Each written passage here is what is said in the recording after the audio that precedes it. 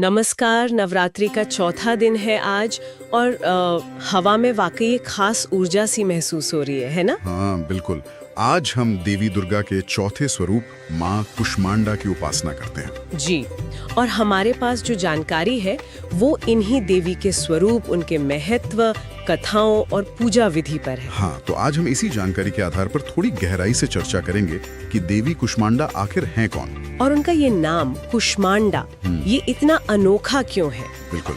और सृष्टि की रचना में उनकी क्या भूमिका बताई गई है, उनकी पूजा कैसे होती है, ये सब बातें आज हम समझने की कोशिश करेंगे। ये नाम सच में ध्यान खींचता है, कुष्मांडा।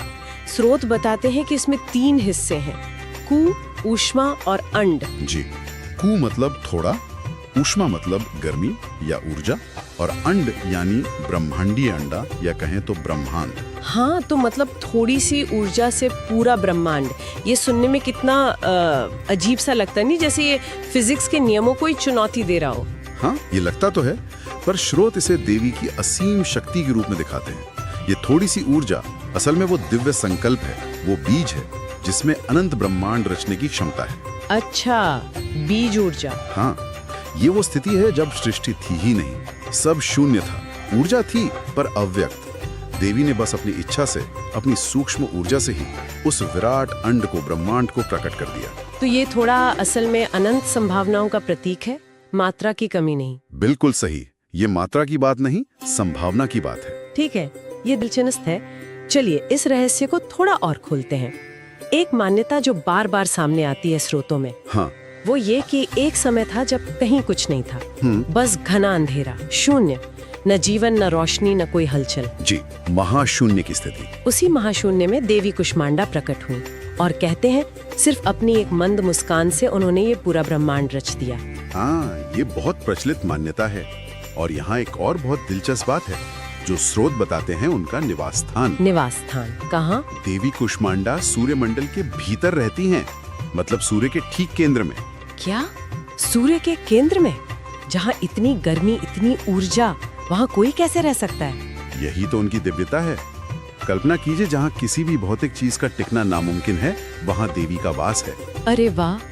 तो इसका क्या मतलब है? क्या वो खुद सूर्य की ऊर्जा का स्रोत है या सिर्फ उसे कंट्रोल करती है? स्रोत बताते हैं कि वो ही सूर्य को तेज और ऊर्जा देती है। सूर्य की अधिष्ठात्री देवी है वो, मतलब सूर्य उनके नियंत्रण में है, उन्हीं के तेज से चमकता है। अच्छा, उनका सूर्य के केंद्र में रहना ये दिखाता है कि वही सभी ऊर्जाओं का मूल स्रोत है और सबसे भयानक ऊर्जा पर भी उनका पूरा नियंत्रण है। जब कहीं रोशनी नहीं थी तब उनकी ही ऊर्जा ने सूर्य को शक्ति दी, ऐसा है, या शायद उससे भी ज्यादा। हाँ बिल्कुल। और उनकी 8 भुजाएं बताई गई हैं, इसीलिए उन्हें अष्टभुजा भी कहते हैं। अष्टभुजा। और इन 8 भुजाओं में वो क्या धारण करती हैं? क्योंकि मुझे लगता है सिर्फ हथियार तो नहीं होंगे। नहीं, बिल्कुल नहीं, संतुलन है।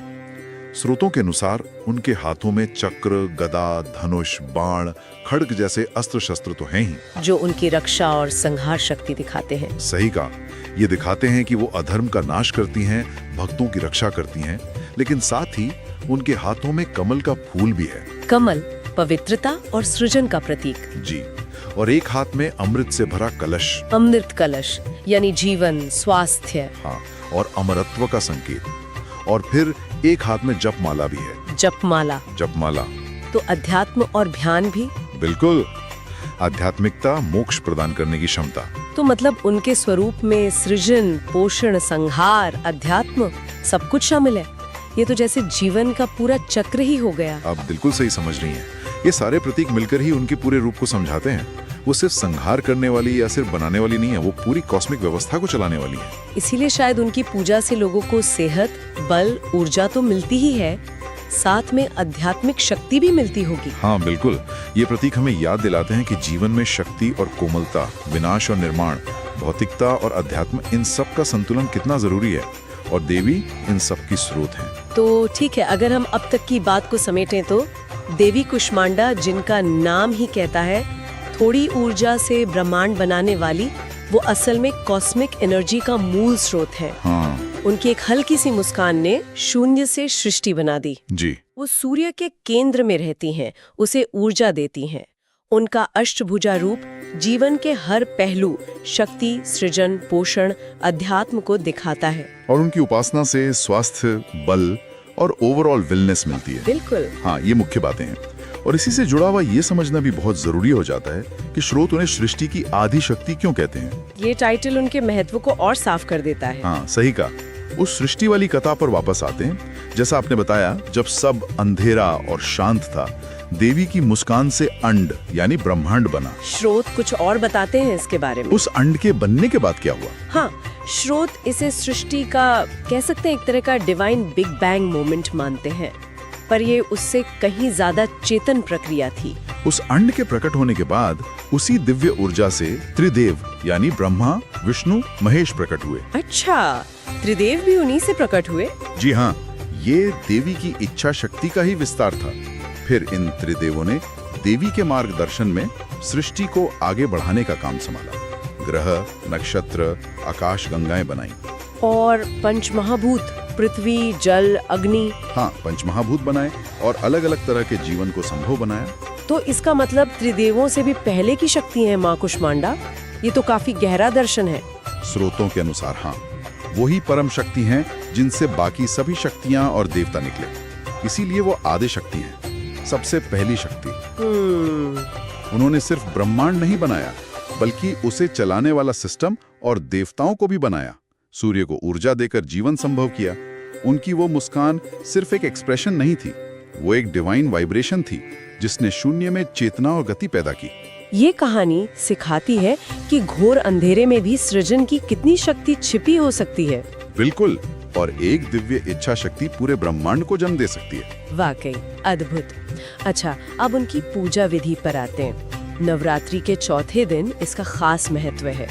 क्या प्रक्रिया बताई गई है स्त्रोतों में? विधि काफी व्यवस्थित है, पर भक्ति का भाव सबसे जरूरी है। सुबह स्नान करके साफ कपड़े पहनने चाहिए, हो सके तो हरे रंग के, क्योंकि ये रंग देवी को प्रिय मानते हैं और ये प्रकृति का प्रतीक भी है। अच्छा, हरा रंग। फिर एक साफ चौकी पर लाल या पीला कपड़ा बिछाकर देवी की मूर्ति या तस्वीर रखते हैं। और पूजा की सामग्री, उसमें क्या क्या होता है? आमतौर पर शुद्ध जल, गंगा जल, रोली या सिंदूर होता है सौभाग्य के लिए, अक्षत यानी साबुत चावल पूर्णता के लिए, लाल फूल, खासकर गुड़हल का देवी को प्रिय है। हाँ, गुड़हल का फूल। धूप, दीपक ज्ञान के प्रकाश के लिए, फल और नैवेद्य, ये सब श्रद्धा से देवी को चढ़ाना होता है। नैवेद्य, भोग, क्या देवी कुष्मांडा के लिए कोई खास भोग बताया गया है? हाँ, और ये बड़ा रोचक है। उन्हें मालपुए का भोग बहुत प्रिय बताया गया है। मालपुआ मिठास, समृद्धि का प्रतीक है। मालपुआ? अच्छा, और इसके अलावा एक और महत्वपूर्ण भोग है कद्दू का, जिसे संस्कृत में कुष्मांडी कहते हैं। ओह, तो उनके नाम कुष्मांडा और भोग कुष्मांड यानी कद्दू, इसमें सीधा कनेक्शन है। क्या स्रोत ये भी बताते हैं कि कद्दू या पेठे की बलि भी दी जाती है? हाँ, कुछ परंपराओं में कद्दू या पेठे की सात्विक बलि का विधान भी है, पर यहाँ बलि का मतलब पशु बलि नहीं है। अच्छा, तो फिर? ये अपनी किसी बुराई या अहंकार को त्यागने का प्रतीक है। कद्दू को देवी को अर्पित करना मतलब अपनी बुराई को समर्पित करना। कुष्मांड को ऊर्जा और बुद्धि बढ़ाने वाला भी मानते हैं। तो उसे देवी को चढ़ाना मतलब अपनी बुद्धि और ऊर्जा उन्हीं को सौंपना और उनसे शुद्ध ज्ञान मांगना। बिल्कुल, ये नाम और भोग का कनेक्शन दिखाता है कि कैसे साधारण चीजें भी गहरा दिव्य अर्थ ले सकती हैं। ये तो बहुत गहरा मतलब है। पूजा के समय कोई खास मंत्र भी है जपने के लिए? हाँ, देवी को प्रसन्न करने के लिए एक सरल और असरदार मंत्र है, ओम देवी कुष्मांडाय नमः। ओम देवी कुष्मांडाय नमः। इस मंत्र के जाप से देवी की कृपा मिलती है। एक और मंत्र का जिक्र है, सुरा संपूर्ण कलशम रुधिराप्लुतमेव च दधाना हस्तपद्माभ्याम कुष्मांडा शुभदास्तु में। इसका क्या अर्थ है? इसका अर्थ है कि जो देवी अपने हाथों में अमृत से भरा कलश और रक्त से भरा पात्र धारण करती हैं, वो देवी कुष्मांडा हमें हर तरह का शुभ दे। और हाँ, दुर्गा सप्तशती का पाठ, खासकर चौथा अध्याय, इस दिन बहुत फलदायक माना जाता है। दुर्गा सप्तशती का चौथा अध्याय? ठीक है, अब यहाँ ये सवाल उठता है कि ये जो सारी पूजा विधि है, मंत्र हैं, भोग हैं, इनका आखिर मकसद क्या है?